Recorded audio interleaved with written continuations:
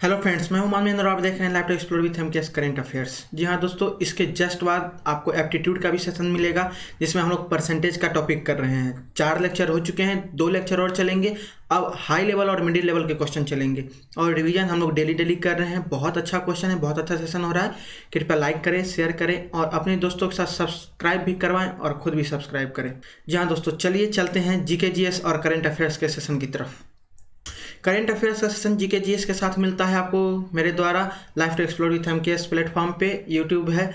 और अगर आप इसका पीडीएफ चाहते हैं या एप्टीट्यूड सेशन का भी पीडीएफ चाहते हैं तो आप मेरे टेलीग्राम चैनल को भी ज्वाइन कर लें या फेसबुक ग्रुप को भी ज्वाइन कर सकते हैं। जी हाँ दोस्तों, ये रहा एप्टीट्यूड के बारे में डिटेल्स और ये रहा आपको करंट अफेयर्स के बारे में डिटेल्स। अब चलिए डायरेक्ट हम लोग करंट अफेयर्स के क्वेश्चन की तरफ चलते हैं जिसका जीके जीएस का क्वेश्चन हमें मिलेगा। करंट अफेयर्स का क्वेश्चन बहुत इंपॉर्टेंट है। कल इंडिपेंडेंस डे था और उसके उपलक्ष्य में बहुत सारे सौगात लाए गए हैं देशवासियों के लिए भी और जो देश की रक्षा कर रहे हैं उनके लिए भी। तो चलिए देखते हैं कौन कौन सा इंपॉर्टेंट क्वेश्चन है करंट अफेयर्स के रूप में। ये रहा पहला question, who are the 2 leading Indian players to retire from international cricket recently. यानी हाल ही में अंतर्राष्ट्रीय क्रिकेट से संन्यास लेने वाले 2 प्रमुख भारतीय खिलाड़ी कौन हैं। ये हैं आपको दोस्त MS धोनी, जिनको कैप्टन कूल के नाम से भी जाना जाता है, और एक हैं सुरेश रैना। दोनों सबसे पहले कैप्टन कूल यानी MS धोनी ने संन्यास लिया इंटरनेशनल क्रिकेट से, फिर उनके जस्ट 1 घंटे बाद सुरेश रैना ने भी डिक्लेयर कर दिया कि वो रिटायर हो रहे हैं इंटरनेशनल क्रिकेट से। यहाँ दोस्तों अब कैप्टन कूल इंटरनेशनल क्रिकेट में नहीं खेलेंगे और ना ही सुरेश रैना खेलेंगे। चलिए नेक्स्ट क्वेश्चन की तरफ चलते हैं। ये रहा आज का नेक्स्ट क्वेश्चन, बहुत इंपॉर्टेंट क्वेश्चन है। जी हाँ दोस्तों, India's largest private sector lender HDFC Bank on Friday launched dash aimed at serving the armed force। यानी भारत के सबसे निजी क्षेत्र के HDFC बैंक ने शुक्रवार को सशस्त्र बलों की सेवा के उद्देश्य से क्या लॉन्च किया है। ये है आपको दोस्तों सौर KGC कार्ड। जी हाँ दोस्तों, ये सौर KGC कार्ड है। अब बता दें कुछ खासियत इस कार्ड के बारे में। ये कार्ड जो है गवर्नमेंट का लाया गया KCC कार्ड यानी किसान क्रेडिट कार्ड के आधारित कुछ गाइडलाइंस पे डिपेंडेंट है। यानी इसमें जो है कोई भी आर्म्ड फोर्स यानी हम लोग कह दें नेवी, एयरफोर्स, आर्मी, पैरामिलिट्री और जो भी आर्म्ड फोर्स हैं सबके लिए सौगात लाया गया है इस इंडिपेंडेंस डे पे।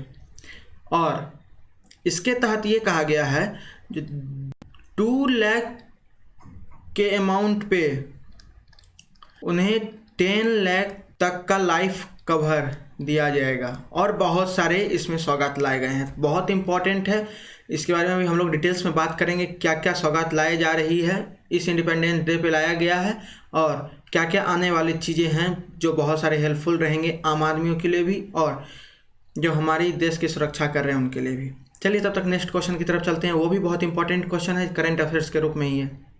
International left handers day is celebrated on dash every year. यानी अंतर्राष्ट्रीय लेफ्ट हैंडर दिवस हर साल किस तारीख यानी किस दिन को मनाया जाता है। ये है आपको हाल ही में बिता हुआ यानी 13 अगस्त को। 13 अगस्त को लेफ्ट हैंडर डे मनाया जाता है। यहाँ दोस्तों चलिए नेक्स्ट क्वेश्चन की तरफ चलते हैं। वो भी बहुत इंपॉर्टेंट क्वेश्चन है। The Ministry of Agriculture and Farmers Welfare recently announced that India's rank dash in organic farming। यानी कृषि और किसान कल्याण मंत्रालय ने हाल ही में घोषणा की है कि भारत जैविक खेती में डैश स्थान पर यानी कितने स्थान पर आया है। वो है प्रथम स्थान, प्रथम स्थान हासिल किया है भारत ने जैविक खेती में। जी हाँ दोस्तों, अब बता दें जैविक खेती क्या होता है। ऑर्गेनिक फार्मिंग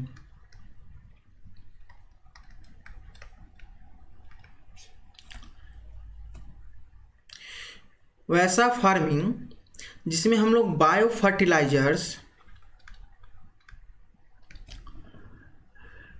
ऑर्गेनिक वेस्ट, जो भी वेस्ट यानी ऑर्गेनिक वेस्ट कहे तो हम लोग या तो एनिमल वेस्ट होगा, प्लांट वेस्ट होगा, एक्वेटिक वेस्ट होगा,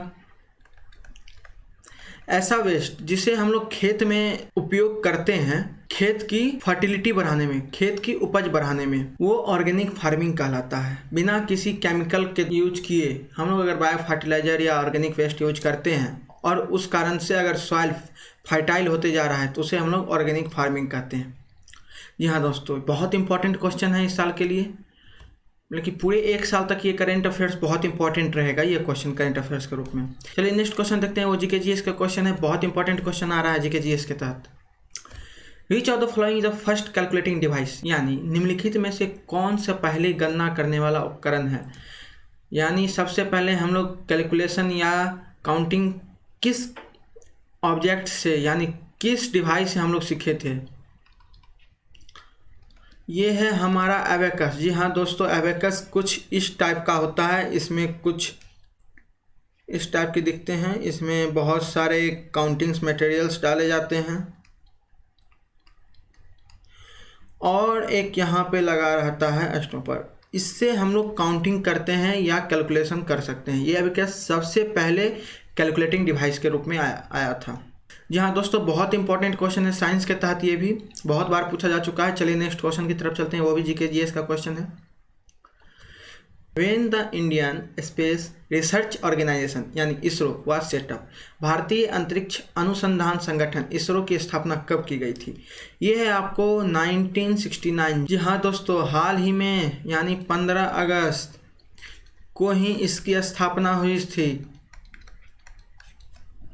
और ये कब हुआ था? 1969 में। और इसका एक खास बात, इसका हेड क्वार्टर जो है वो कहाँ है, तो ये है बेंगलुरु में। जी हाँ दोस्तों, ये 3 इंपॉर्टेंट क्वेश्चन इससे बन सकते हैं।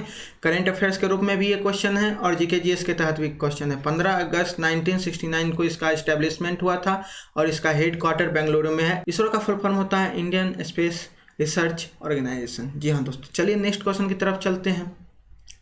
बहुत इंपॉर्टेंट क्वेश्चन है वो भी। वैसे मैं इसरो पे आगे भी डिस्कस करूंगा, बहुत अच्छा टॉपिक है ये भी, जिसके में हम लोग डिस्कस करेंगे तो अच्छा क्वेश्चन बन जाएगा। लेकिन चलिए अभी फिलहाल आगे चलते हैं दूसरे क्वेश्चन की तरफ।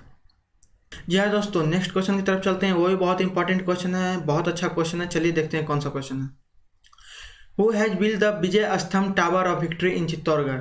जी हाँ दोस्तों, ये हैं राणा कुंभा। जी हाँ दोस्तों, ये मेवाड़ के राजा थे और 1448 में जब इन्होंने विक्ट्री पाया था गुजरात एंड मालवा, यानी गुजरात और मालवा के आर्मी पे जब इन्होंने विक्ट्री पाया था, उस चीज़ को याद करते हुए मेवाड़ के राजा राणा कुंभा ने 1448 में चित्तौड़गढ़ फोर्ट के अंदर ही एक विक्ट्री स्तंभ यानी विक्ट्री टावर बनाया था, जिसे हम लोग विजय स्तंभ के नाम से जानते हैं, जो अभी चित्तौड़गढ़ में है। जी हाँ दोस्तों, बहुत इंपॉर्टेंट क्वेश्चन है। चित्तौड़गढ़ का विजय स्तंभ यानी विक्ट्री टावर किसने बनवाया था, किस कारण से बनवाया था और कब बनवाया था। तो कब बनवाया था मैंने बता दिया, 1448 यानी 1448।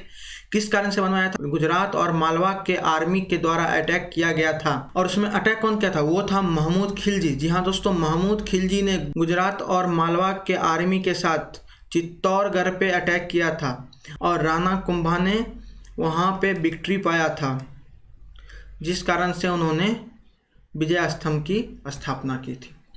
जी हाँ दोस्तों, बहुत इंपॉर्टेंट क्वेश्चन है। हिस्ट्री में से हम लोग डिस्कशन करेंगे पूरे विस्तार रूप से। फिलहाल नेक्स्ट क्वेश्चन की तरफ चलते हैं, बहुत इंपॉर्टेंट क्वेश्चन होने वाला ये भी। Who gave the slogan back to Vedas, यानी वेदों की ओर लौटो। वेदों की ओर लौटो का नारा किसने दिया था, ये थे हमारे स्वामी दयानंद सरस्वती जी। जी हाँ दोस्तों, स्वामी दयानंद सरस्वती जी। जी हाँ दोस्तों, दयानंद सरस्वती जी ने जब आर्य समाज की स्थापना कर रहे थे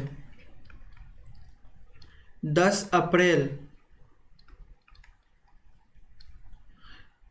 1875 यानी 1875, 10 अप्रैल 1875 का जब ये आर्य समाज की स्थापना कर रहे थे, उसी समय उन्होंने नारा दिया था बैक टू द वेदास, यानी वेदों की ओर लौटे। बहुत इंपॉर्टेंट क्वेश्चन है, बहुत बार पूछा जा चुका है एग्जाम में, इसलिए इसे हमें ध्यान रखना होगा। चलिए नेक्स्ट क्वेश्चन की तरफ चलते हैं, वो भी बहुत इंपॉर्टेंट क्वेश्चन होने जा रहा है। What is the other name of Sahyadri range, यानी सह्याद्री पर्वत श्रृंखला का अन्य नाम क्या है।